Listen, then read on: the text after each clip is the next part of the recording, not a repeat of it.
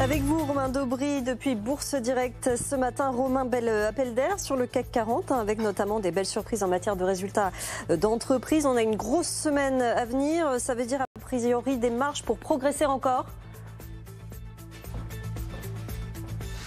Bonjour, oui, peut-être un petit peu. Ceci dit, on est prudent dans un mouvement qui a été aussi technique la semaine dernière. Il faut rappeler que c'était l'échéance des marchés dérivés du mois d'octobre. Et on entame cette nouvelle échéance avec une baisse d'intérêt par rapport au mois précédent. Donc on est 100 points plus haut et avec 10% d'intérêt en moins sur le futur CAC 40. On constate aussi qu'il y a moins de couverture, moins de protection dans les portefeuilles, qui est un signe de légère complaisance des opérateurs. Ceci dit, on sait que les opérateurs et les gestions ont du cash disponible et qu'il y a un gros consensus acheteur sur repli.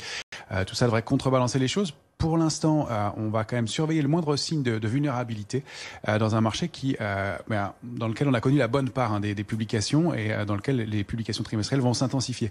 Alors, on a connu ce matin la publication du PIB en Chine qui a mis un petit coup de froid sur le marché. On est en baisse pour l'instant sur le futur CAC 40 de 0,40%, juste sous les 6700 points.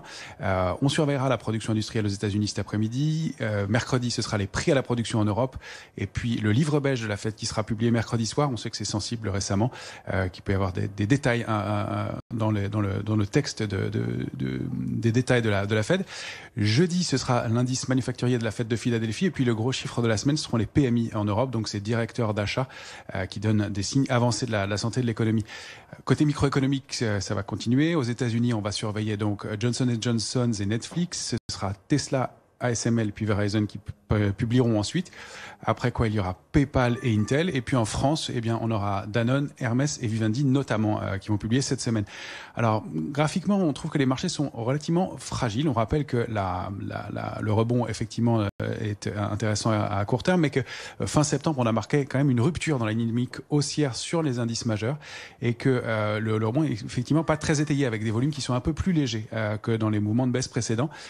Donc, on va surveiller la poursuite d'une dynamique haussière et d'un mouvement haussier dont la cible est aux alentours de 6820 points. Il faudrait pour ça réussir à franchir 6735. On a buté dessus vendredi soir. La première alerte, elle se situerait sous 6645 points. Ce serait l'alerte de court terme. Et celle de moyen terme, sous 6564 points. Ce serait beaucoup plus gênant de rompre ce niveau-là.